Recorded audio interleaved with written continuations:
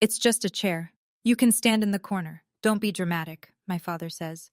He says it in front of 53 guests, 6 weeks after my ankle reconstruction surgery, at a party I planned, I decorated, and I paid for, down to the last centerpiece. I'm standing there in a walking boot and a navy dress I picked out 3 days ago, leaning on a single crutch, watching a woman I've never met settle into my seat. She's been dating my brother for 2 weeks. What my parents don't know is that I discovered something about my bank account 3 days earlier, something that makes just a chair the least of their problems. By the end of this night, it won't be me standing in the corner anymore. Before I go on, please take a moment to like and subscribe, but only if you genuinely connect with this story. Drop your location and local time in the comments. I love knowing where you all are listening from. My name is Ondine. I'm 34 and I'm an event planner in Ridgemont, Pennsylvania. Now let me take you back 6 weeks before that party.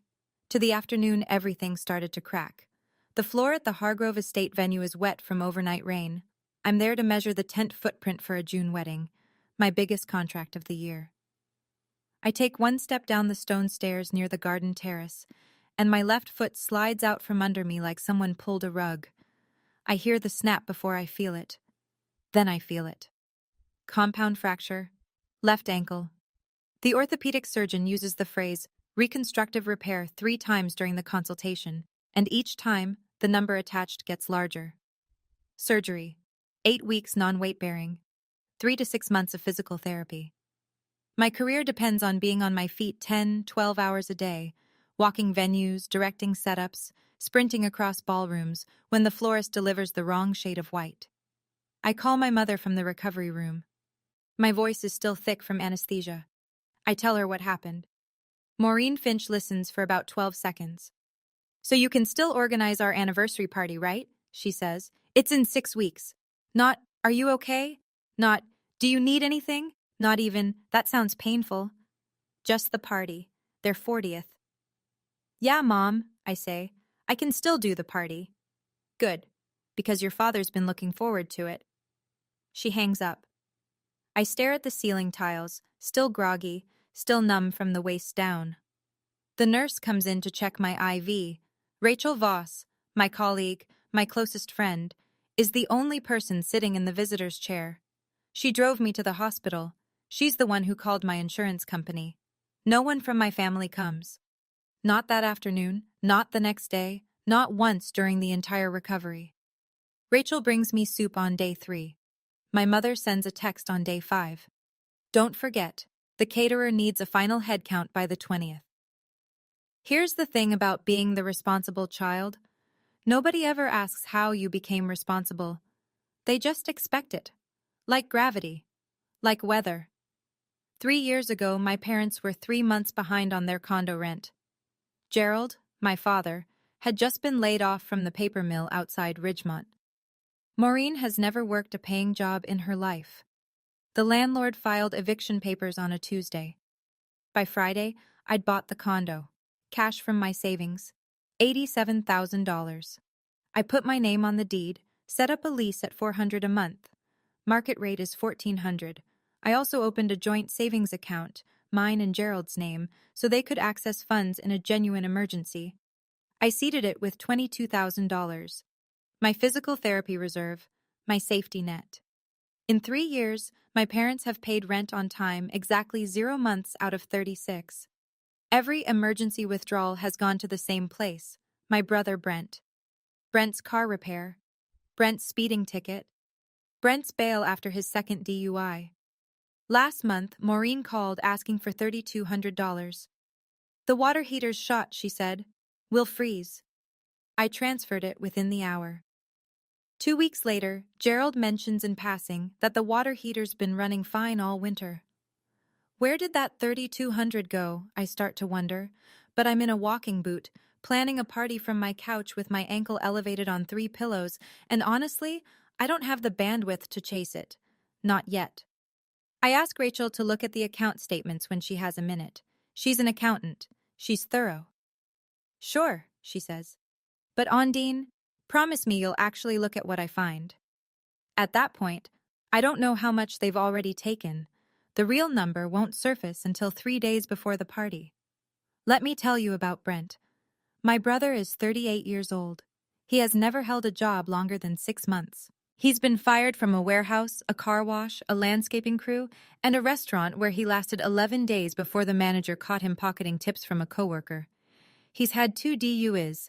He owes money to at least 3 people I know about, probably more I don't. He plays online poker the way some people breathe, constantly and without thinking. He has also been my mother's favorite since the day he was born. I don't say that with bitterness. I say it because it's a fact, the same way Pennsylvania is cold in February. Every time Brent wrecks something, a car, a relationship, a lease, Maureen calls me. Same script every time. He's your brother. Family helps family. And I do. Every time. Because the alternative is listening to her cry on the phone for 45 minutes about how nobody cares about this family except me. Meanwhile, I built a business from nothing. I plan weddings, corporate events, fundraisers. I have a client list. I have a reputation. When the Rotary Club needed a gala coordinator last year, they called me. When I told my mother about the Rotary contract, $15,000, my biggest single booking, she said, "That's nice. Can you send Brent 200? He's short on groceries." I sent 200 that night. I never brought up the Rotary Gala again. Brent is currently sleeping on a friend's couch in Wilkes Barre. He's been evicted from 4 apartments. He calls our mother every week. She tells him everything is going to be fine. She tells me to fix it. Rachel calls on a Wednesday evening. Her voice is careful, quiet, the way people sound when they're about to deliver bad news. "We need to talk about your savings account," she says. "Call me when you can. It's not good." I don't call Rachel back that night. Instead, I spend 3 hours finalizing the seating chart for my parents' anniversary dinner. 8 guests at the head table. Mom, Dad, me, Brent, Aunt Donna, Uncle Ray, Great-Aunt Ruthie, and Cousin Ellen. 53 total across 7 tables at the VFW Hall on Maple Street. I designed the centerpieces myself. White hydrangeas with eucalyptus, small framed photos from my parents' wedding. I ordered a 3-tier cake from Martinelli's Bakery. I booked the caterer, chose the menu, chicken piccata or prime rib, garden salad, roasted potatoes. I printed the invitations on cream linen cardstock. Total cost, $6,500, all mine. My parents haven't contributed a single cent. Every day Maureen calls with a new demand. Never a question about my ankle, never a "how are you healing?" Just instructions. Change the font on the place cards. Add the Lombardis. Your father just remembered them. I don't want salmon. Switch it to prime rib.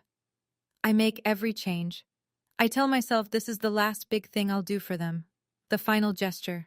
After the party, I'll step back, set limits, start fresh. I practice walking in the boot around my apartment. Left foot, crutch, right foot. The physical therapist told me the reconstruction is solid, but I need to stay off it as much as possible for another 2 weeks. I plan to sit through the entire dinner. That's the whole reason I put myself at the head table, so I wouldn't need to move. On Thursday morning, I finally call Rachel. She doesn't ease into it.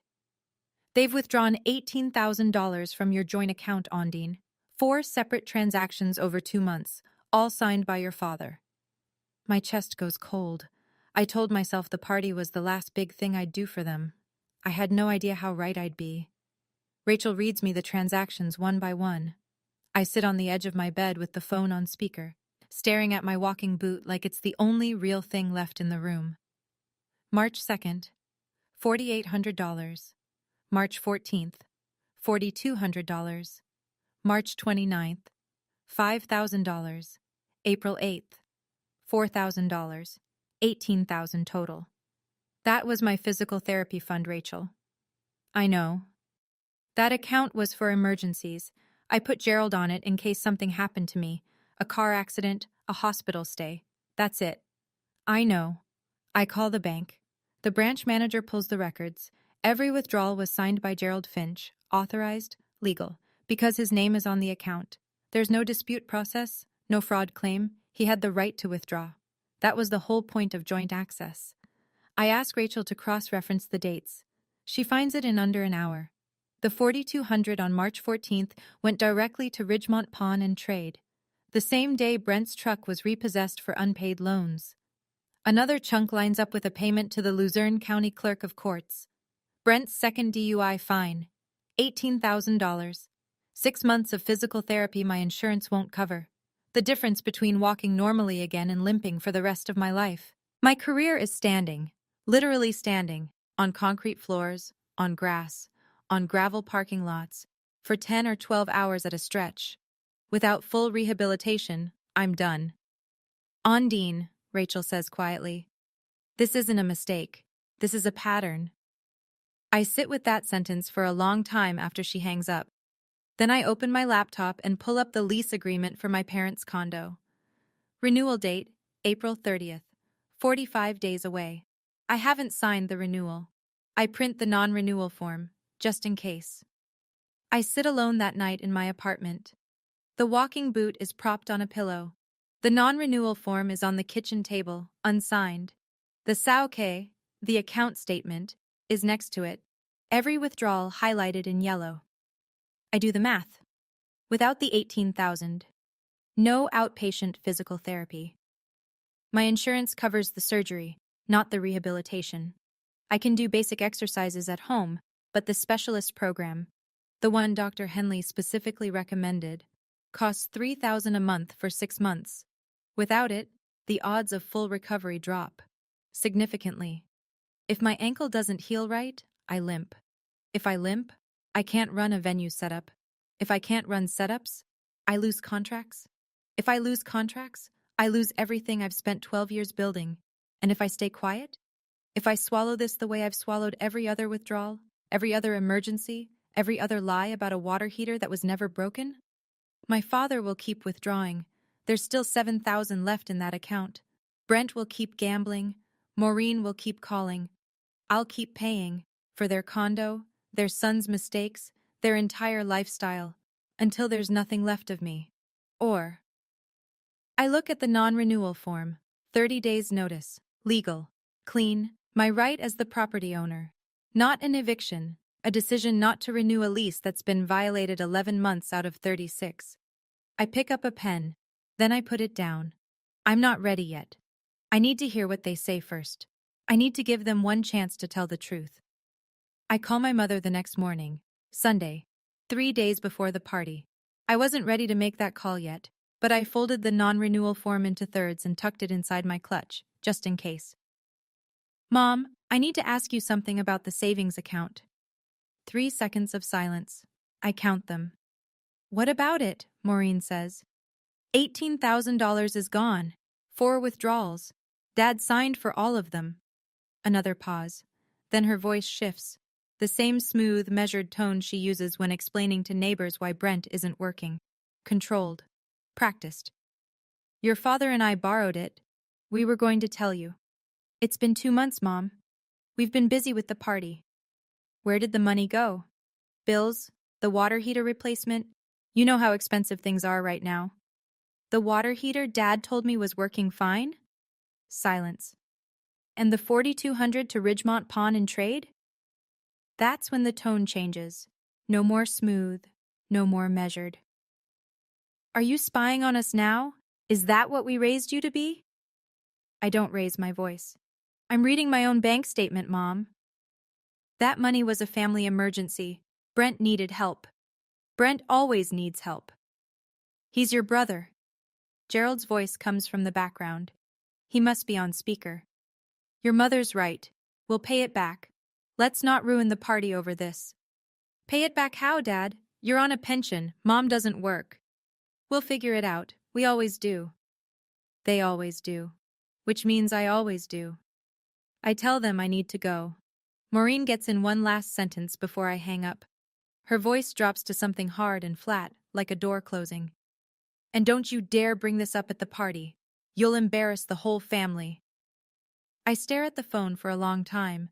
Then I open my clutch, take out the non-renewal form, and sign it. The VFW hall on Maple Street looks exactly the way I planned it.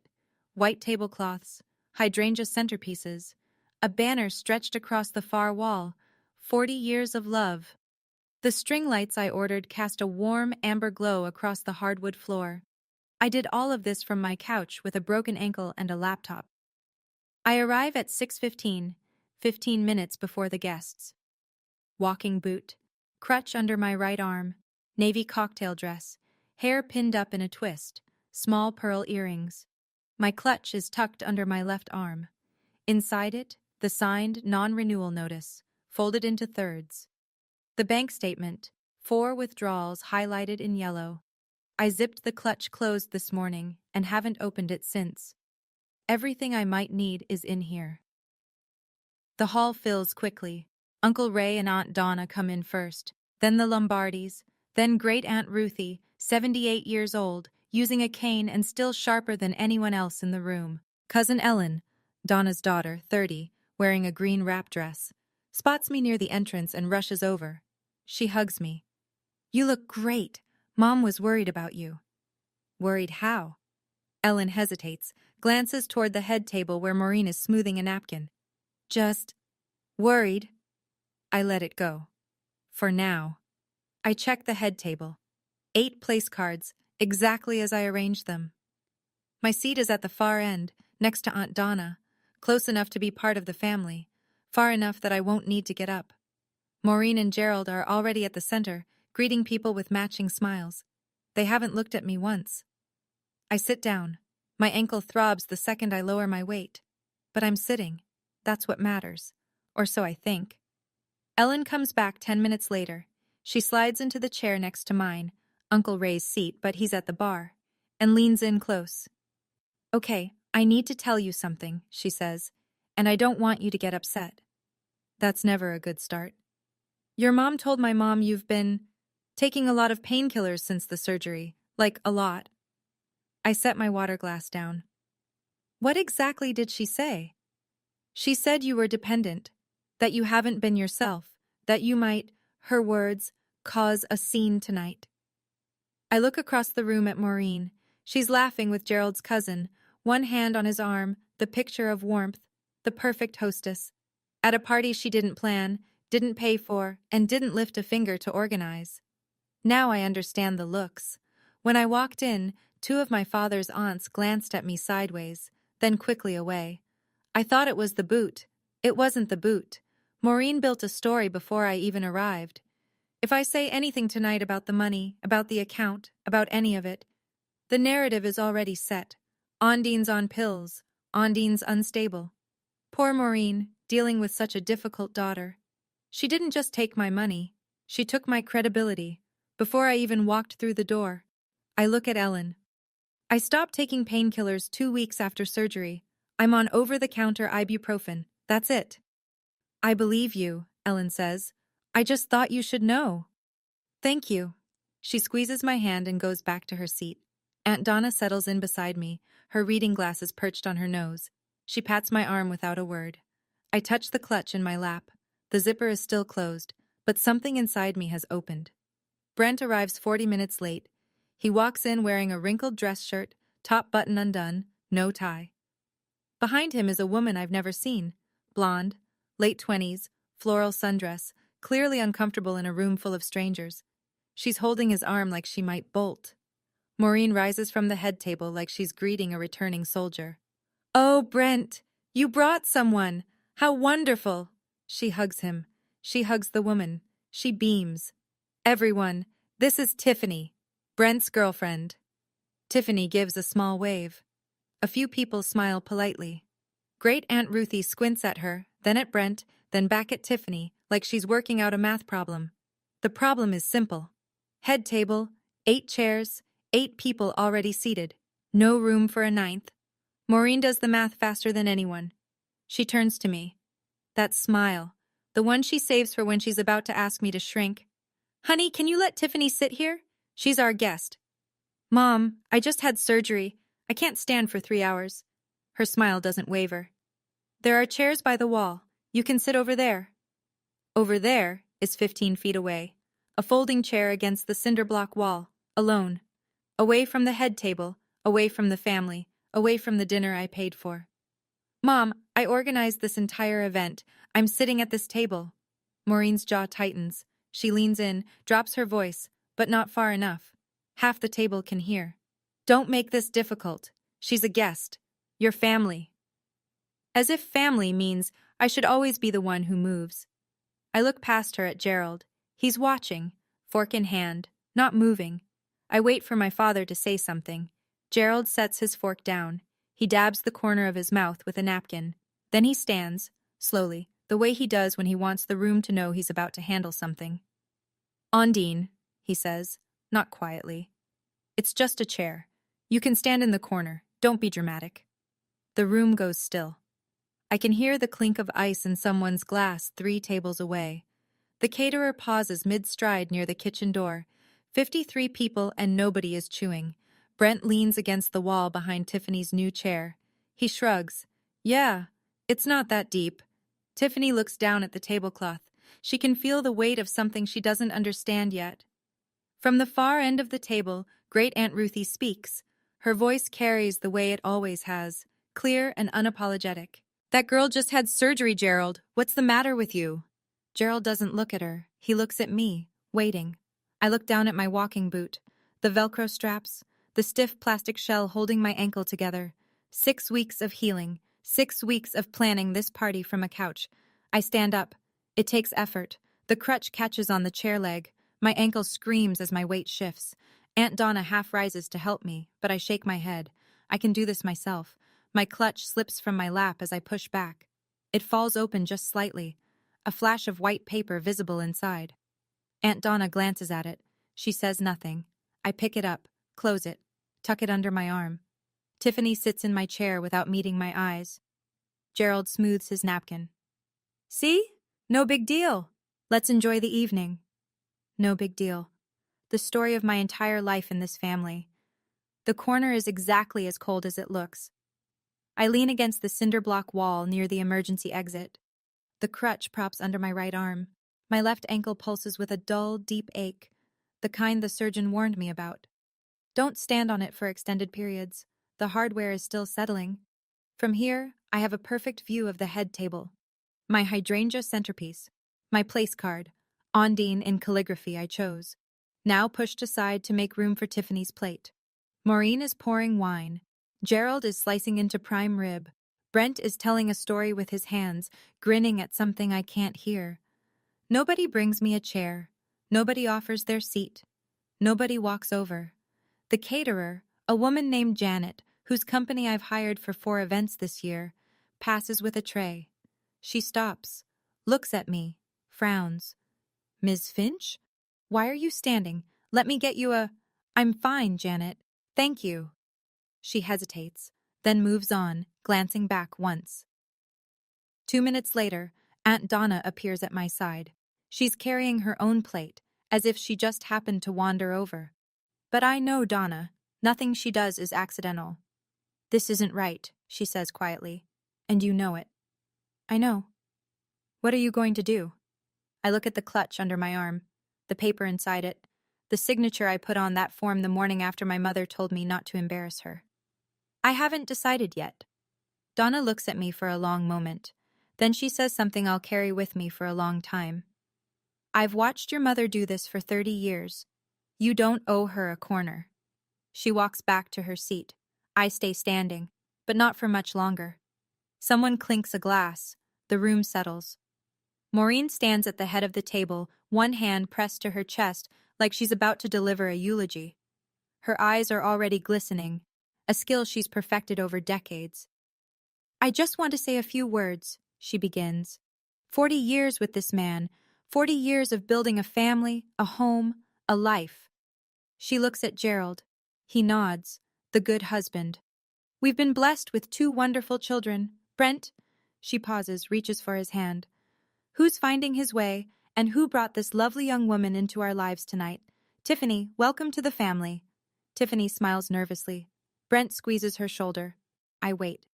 And of course our friends and family who came out tonight. We're so grateful. That's it. She's done. From somewhere near the bar, Great Aunt Ruthie's voice cuts through the applause. Maureen, aren't you going to thank Ondine? She put this whole thing together. A few heads turn toward the corner where I'm standing. Maureen blinks. Her smile recalibrates. Oh, of course. Ondine helped too. Helped. Like I carried in a casserole dish.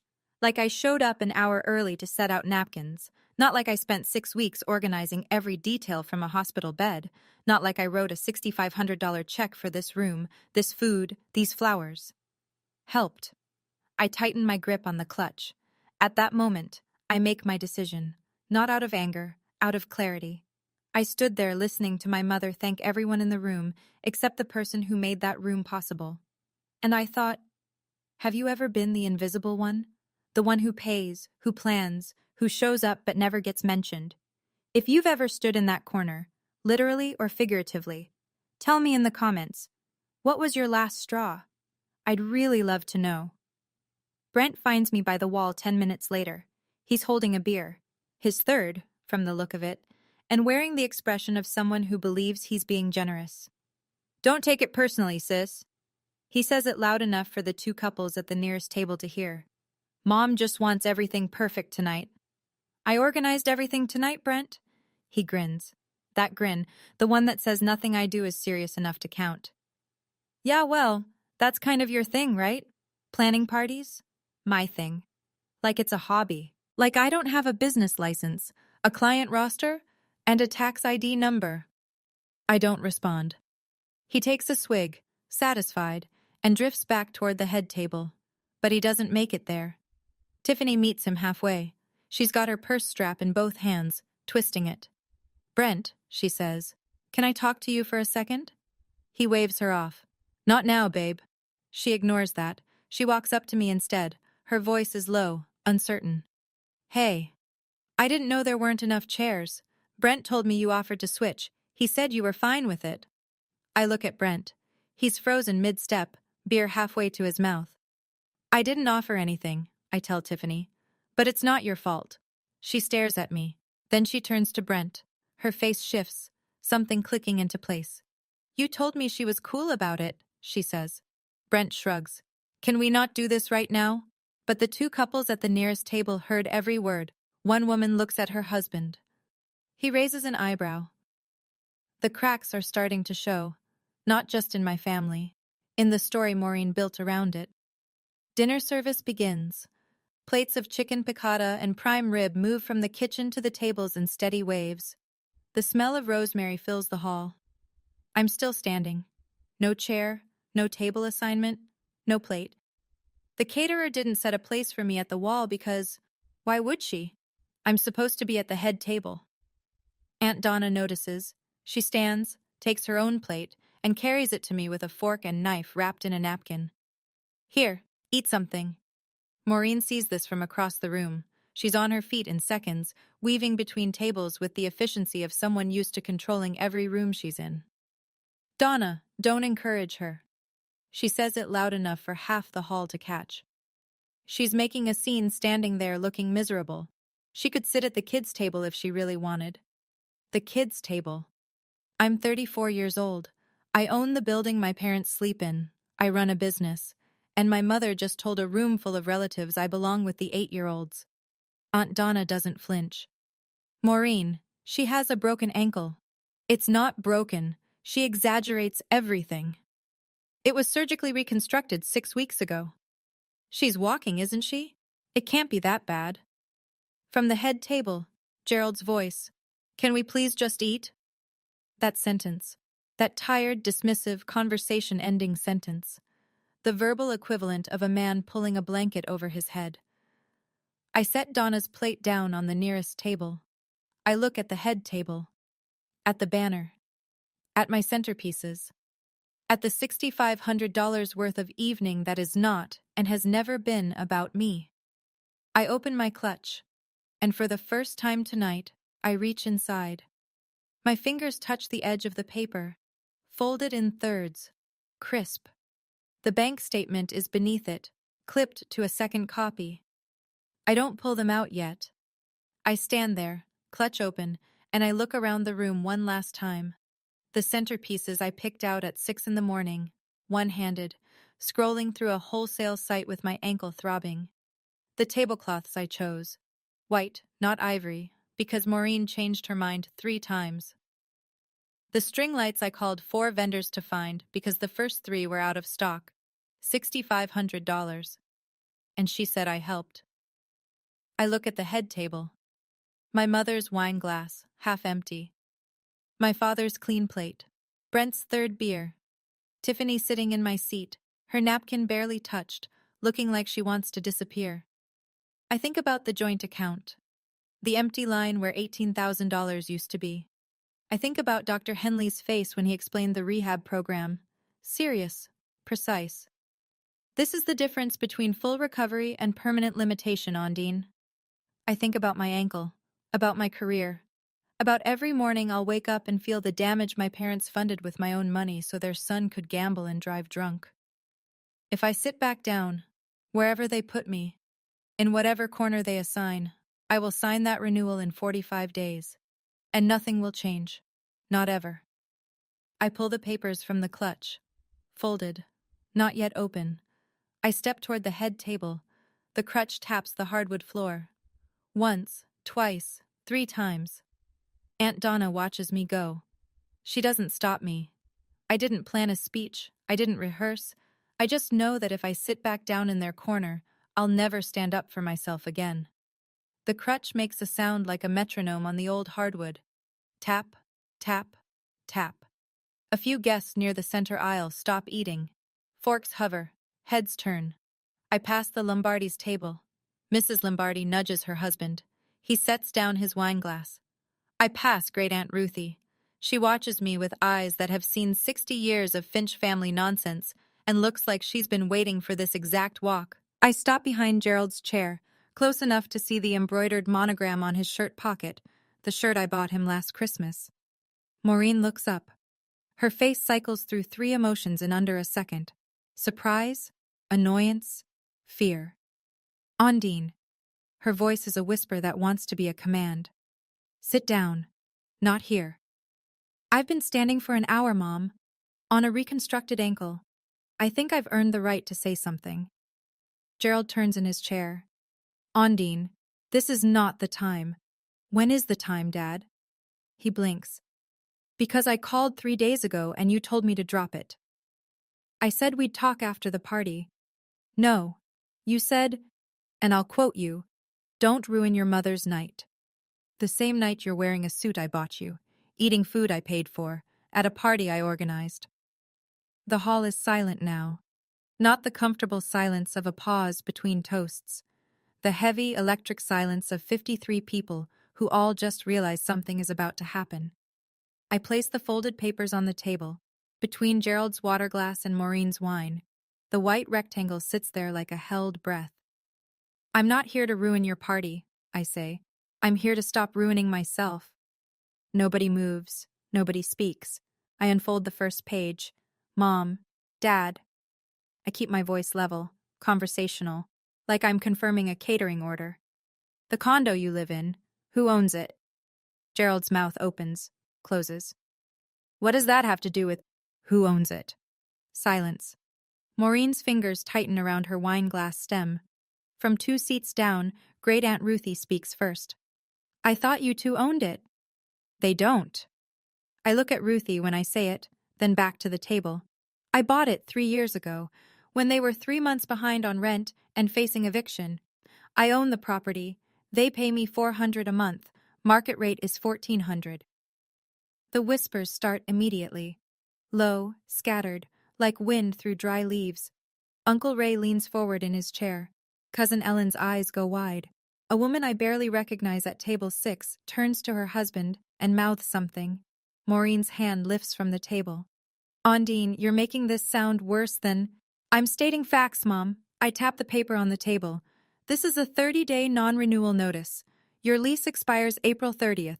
I'm choosing not to renew it. Gerald picks up the paper. His face drains. Not red, not angry, white.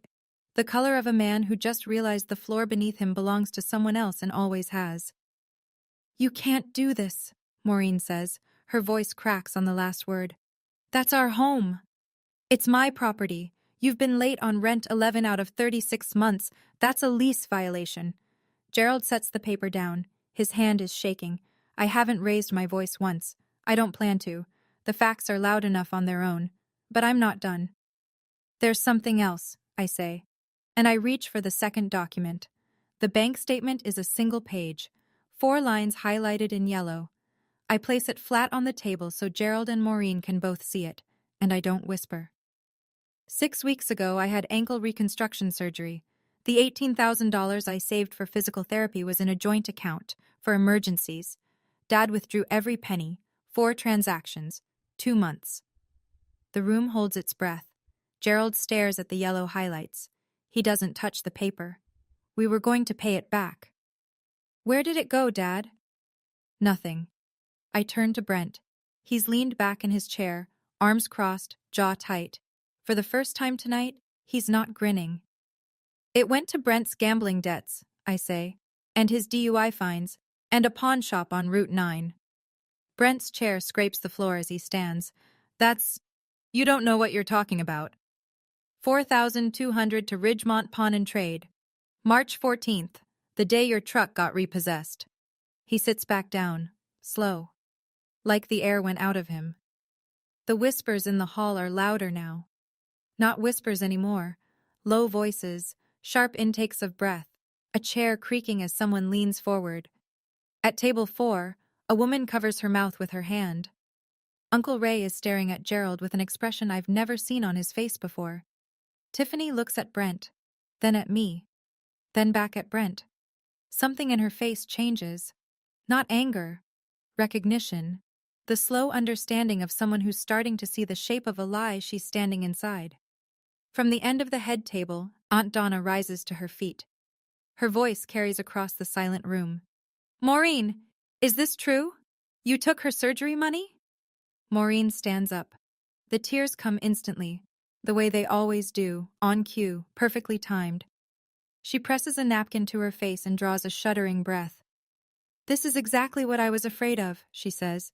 Her voice trembles. Undine has been under a lot of stress. The painkillers after her surgery, she hasn't been herself. I let the sentence land, let the room absorb it. Then I respond. I'm not on painkillers, Mom. I stopped taking them 2 weeks after surgery, ibuprofen only. Dr. Henley can confirm. Maureen shakes her head, tears streaming. You're confused, sweetheart. You don't even realize... Wait, Cousin Ellen is standing now. Her green wrap dress catches the light as she steps out from behind her chair. Aunt Maureen, you told my mom that Ondine was addicted to pills. Those were your words. You said she was out of control. A ripple moves through the hall. A low, what? From somewhere near table 3. Great Aunt Ruthie sets down her cane with a deliberate click. Maureen pivots. I never said addicted. I said dependent. There's a difference. No, Maureen. Aunt Donna's voice is flat, steady, the voice of an older sister who has had enough. You told me she was out of control. You said it on the phone last Tuesday. I wrote it down because I didn't believe you. Now I know why. The napkin drops from Maureen's hand. Her face, still wet, flushes red, not from crying, but from the recognition that her safety net, the story she wove to protect herself, just unraveled in front of everyone she was trying to impress. You're all taking her side? Her voice pitches upward. After everything I've done for this family? Nobody answers. The silence says everything. Gerald stands. He raises both hands, palms out, the universal gesture of a man who thinks he can still control the room by appearing calm. Everyone, please. This is a family matter. Let's handle it privately. You had a chance to handle it privately, Dad. I keep my voice even. 3 days ago, you told me to drop it. I said we'd discuss it after... No. You said, don't ruin your mother's night. The same night you're wearing a suit I bought you, eating a meal I paid for, in a building I decorated. I'm done being private about the people who robbed me. Great Aunt Ruthie wraps her cane on the floor. Once, the sound cuts through everything. Gerald, did you take that girl's money or not? He looks down at the table, at the bank statement, at the yellow highlights. He doesn't answer. Ruthie nods slowly. That's all I need to hear. Brent shoves his chair back. This is insane. She's being dramatic. She's always dramatic. And then a quiet voice from his right. Tiffany. Brent? She's not looking at him. She's looking at the table. You told me she offered her chair. You said she was fine with it. Tiffany, stay out of... That wasn't true, was it? He doesn't answer either. The silence runs in the family. Tiffany picks up her purse from the back of the chair, my chair, and stands. She doesn't say goodbye to Brent. She doesn't say anything else at all. She just walks toward the far end of the hall and sits down next to Great Aunt Ruthie, who pats her hand once without a word. The head table now has an empty seat. The irony isn't lost on me. I point to the non-renewal notice still sitting in front of Gerald. That is a 30-day non-renewal. Your lease expires April 30th. I won't be renewing it. You have 30 days to find a new place. Maureen grabs the edge of the table. You can't throw us out. We're your parents. I'm not throwing you out. I'm declining to renew a lease that's been violated. Chronically late rent, unauthorized access to my finances, and $18,000 withdrawn without my knowledge or consent. Where are we supposed to go? Gerald asks. His voice has gone small. Smaller than I've ever heard it. That's not my problem anymore, Dad. I've been solving your problems for 10 years. I'm done. The words come out clean. No tremor, no tears. Not because I'm not hurting. I am. But the hurt isn't new. It's 10 years old. I've just been carrying it quietly until tonight. One more thing, I say. I called the bank this morning. Gerald, your name has been removed from the joint account. Any further withdrawals will require my authorization only. Gerald looks at Maureen. Maureen looks at the room. The room looks at me. I pick up the bank statement and the non-renewal notice, fold them, place them back in the clutch. I paid for this party. The venue, the catering, the flowers, the cake. I paid for your condo. I paid for Brent's fines and Brent's debts and Brent's mistakes. The only thing I'm not paying for anymore is my own silence. I snap the clutch shut. The sound is small, a tiny metallic click. But in a room this quiet, it sounds like a door closing. And maybe it is. Aunt Donna is the first to stand. She's been sitting with the patience of someone who has waited a very long time for this moment. I'm ashamed I didn't say something sooner. She looks directly at Maureen. You've been using this girl since she was 24 years old, and I watched. That's on me. Great Aunt Ruthie raises her cane an inch off the floor and lets it fall, her version of a gavel. Gerald, I'm calling your brother Harold tomorrow. He needs to know exactly what you've done with that money. Brent pushes away from the table. He doesn't speak. He grabs his jacket from the back of his chair and heads for the exit, not looking at anyone. Tiffany does not follow. She stays in her seat next to Ruthie, hands in her lap, very still. Maureen is crying now. Not the strategic tears from earlier. These are real, ragged, the sound of someone whose script has been torn in half. You're destroying this family, Ondine. I look at her. My mother, the woman who raised me, the woman who told 53 people I was a pill addict so they wouldn't believe me when I told the truth. No, Mom, I'm leaving it. There's a difference. At tables across the hall, people are standing, murmuring, reaching for coats. Uncle Ray shakes his head slowly. Two of Gerald's co-workers from the mill quietly collect their wives and move toward the door. But a few come toward me, Gerald's cousin Frank, a neighbor from Elm Street. They put a hand on my shoulder. A quick squeeze. They don't need to say the words. Gerald doesn't stand. He sits in his chair at the head of a table that no longer feels like the head of anything, staring at the folded paper in front of him. You can cry, Mom, I say, but you can't rewrite what happened, not tonight. I collect my crutch, tuck the clutch under my arm, and I walk toward the door. The walk takes longer than it should. The boot, the crutch, the hardwood floor that I spent 2 phone calls negotiating to rent, because Maureen wanted a hall with real floors, not that rubber nonsense. Every step echoes. Nobody stops me. Aunt Donna catches up near the exit. She's carrying her coat and her purse, like she'd already planned to leave the moment I did. You need a ride? Rachel's outside. Donna nods. Call me tomorrow. I mean it. I will. She hugs me, carefully, avoiding the crutch, one hand on the back of my head. The kind of hug my mother used to give me when I was very small, before she figured out which child was useful and which one was lovable. I push through the double doors into the parking lot. The air hits my face. Cold, sharp, late April Pennsylvania.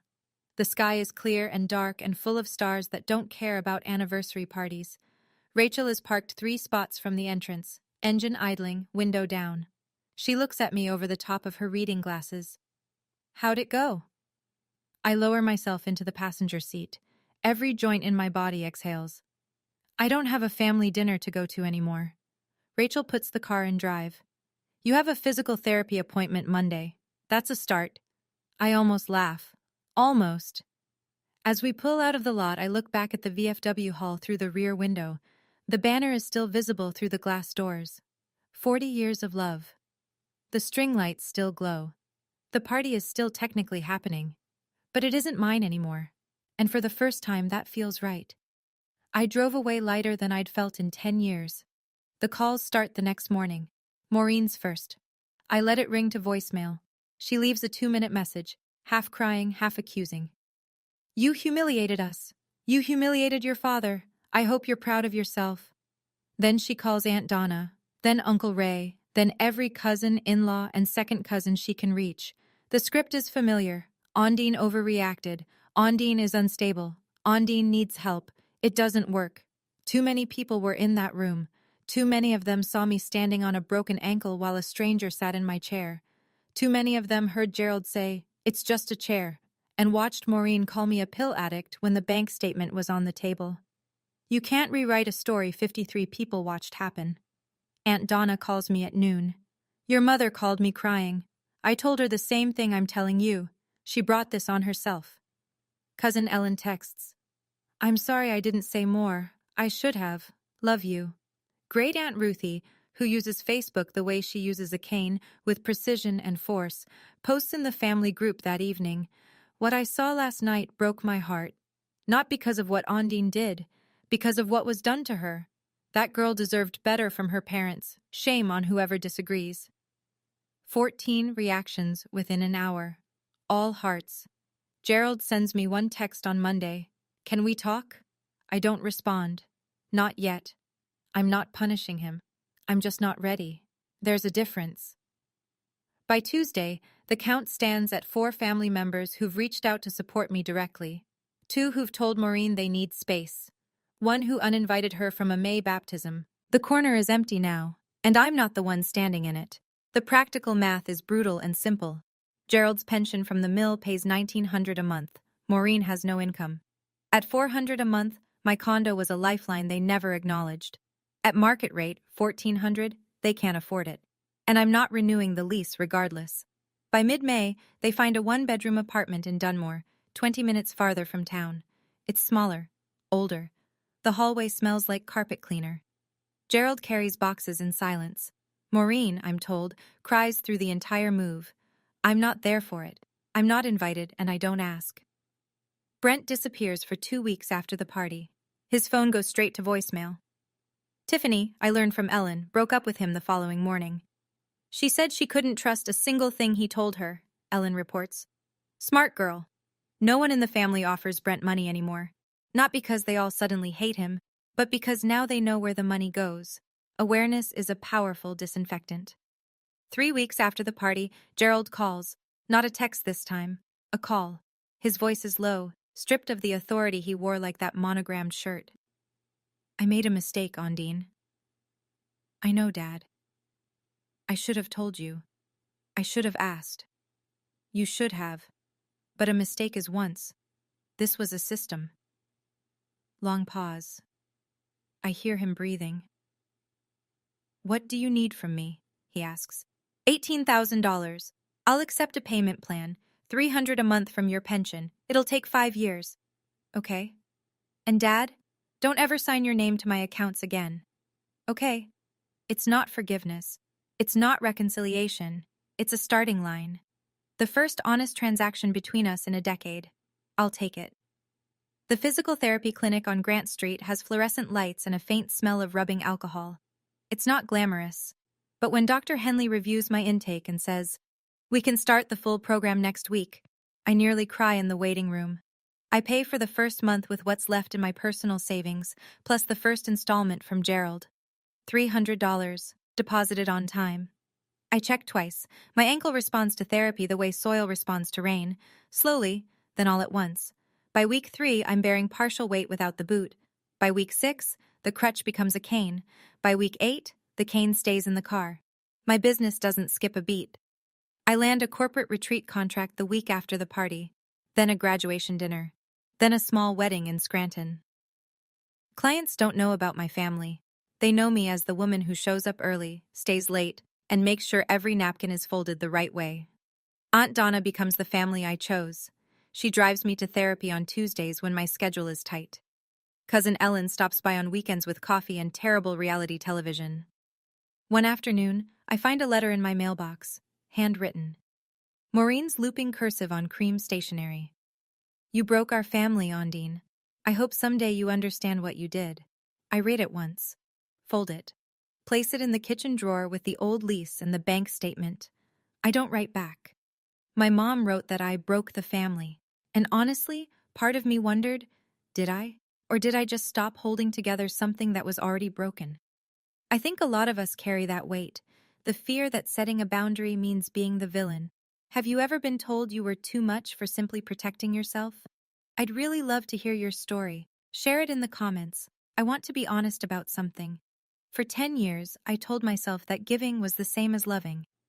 That if I just paid enough, helped enough, showed up enough, eventually they'd see me. Not as the planner, not as the fixer, not as the ATM, just as Ondine.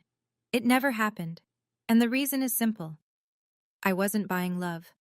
I was buying permission to exist in my own family. And that's a price no one should ever have to pay. I don't tell you this to lecture. I tell you because I wish someone had told me, earlier, louder, that generosity without boundaries isn't generosity. It's a transaction where one person pays and the other takes, and the person paying always runs out first. My parents aren't monsters. I want to be clear about that. They're people who made choices, selfish, small, damaging choices, and built a system that worked for everyone except the person holding it up. Gerald chose silence because it was easier than honesty. Maureen chose Brent because admitting he failed meant admitting she failed. And I chose to keep writing checks because the alternative was standing in the silence and feeling the absence. But here's what I learned standing in that corner, leaning on a crutch in a room I paid for. The absence was already there. It had been there for years. I just couldn't feel it because I was too busy filling it with money. Setting a boundary isn't selfish. It's the first honest thing I ever did for myself. Not the cruelest, the most honest. I didn't walk away because I stopped loving them. I walked away because I started loving myself enough to stop standing in corners. And that was the beginning. 4 months later. My ankle is at 80%. I walked 2 miles yesterday without pain, the first time since the accident. I wore heels to a client meeting last Saturday. Low heels, but still. Heels. My physical therapist high-fived me, which is the medical equivalent of a standing ovation. The condo is rented. New tenant, a young couple, first home together. They pay $1,400 a month on the first of every month and have never once asked me to fund their brother's gambling habit. Gerald has made 3 payments, on time, each one deposited quietly, without commentary. We talk on the phone occasionally, short calls, 5 minutes, maybe 7. We don't discuss Maureen. We don't discuss Brent. We talk about the weather, the Phillies, and whether the diner on Main Street changed their coffee blend. It's not warm, but it's honest. And honest is more than I had before. Maureen hasn't reached out since the letter. I hear through Ellen that she's adjusting to the Dunmore apartment, that she tells people I went through a difficult time. Her version of history will always be different from mine. I've accepted that. Brent moved somewhere. Allentown, maybe. Nobody's sure. Nobody's asking. Last Sunday, I organized a birthday party. Aunt Donna's 59th. Small. 20 guests. Backyard barbecue. Paper plates. Christmas lights strung between 2 oak trees. And at the head of the table, right at the center, there was a chair with my name on it. Not a place card. Just Ellen, grinning, patting the seat. Saved you a spot. I sat down. First one seated, last one to leave. Nobody asked me to move. Nobody suggested I'd be more comfortable somewhere else. The first party I planned where I actually got to sit at the table. If you're standing in someone's corner right now because they told you that your comfort doesn't matter, that your pain isn't real enough, that your contribution isn't worth a seat at their table, I want you to hear this. The chair was never just a chair. It was a test. Every time they asked me to move, to shrink, to stand aside, they were testing whether I'd keep choosing them over myself. And for 10 years, I passed that test, every single time. The night I failed, it was the night I finally got it right. I'm not telling you to cut off your family. I'm not telling you to burn bridges or make scenes at anniversary parties. Every situation is different. Every family has its own gravity. But I'm telling you this: when your health, your finances, and your dignity are under attack, and the people attacking them are the ones who are supposed to protect you, a boundary isn't optional. It's survival. I don't carry anger anymore. I carry clarity. I know what I'm worth, and I know what I'm willing to pay. Those two numbers finally match. And for the record, my ankle is doing great. I wore heels last Saturday for the first time in 6 months. Proper heels, 3 inches, navy blue to match the dress I bought myself. They were spectacular. Thank you for staying with me through this. If this story meant something to you, hit subscribe and that notification bell so you don't miss the next one. I've linked another story in the description that I think you'll connect with. It's about someone who was told they owed their family everything until they found out what their family really owed them. Go check it out. And remember, your peace is not negotiable. I'll see you in the next one.